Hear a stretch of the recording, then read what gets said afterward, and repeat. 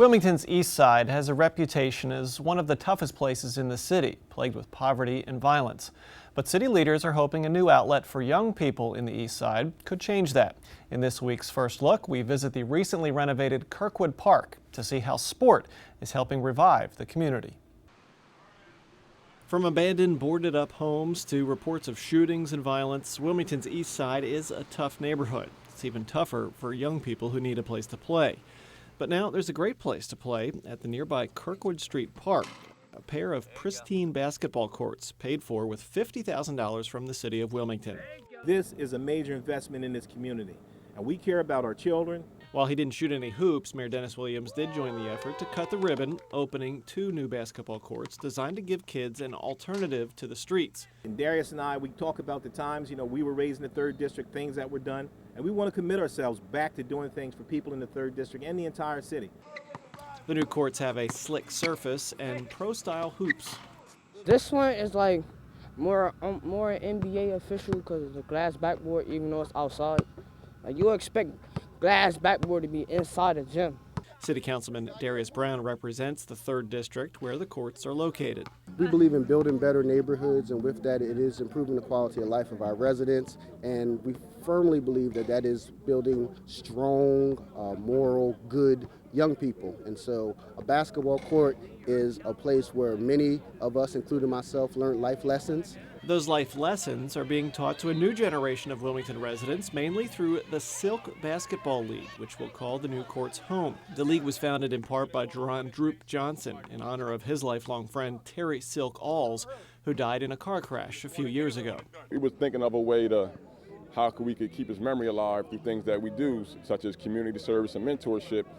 And all of our number one love was basketball. So we decided to start a league. The league now includes 300 young players, but it's about much more than just basketball. Our volunteer coaches and mentors, we go beyond basketball once our season ends. We've been on parent-teacher conferences, field trips, took kids to just general life discussions, or just take them under your wing to show that it ain't just about basketball with us. We're a family. We try to bridge some gaps that otherwise ain't there. And it's been a long time coming for the league to come to its new home at this park. Actually, where we're standing at, nobody has probably stood here in about 12 plus years. It's definitely a need as an outlet for the youth, because without the park, there was really nowhere to go. So that means idle minds can get into anything.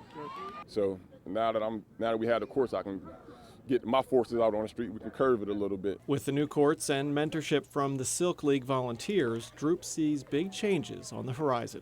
It was rough at times, but through patience and diligence and conversation, it finally got done. And I know that's why the sun's shining bright. Silk shining down on it, like the mission accomplished. We're going home.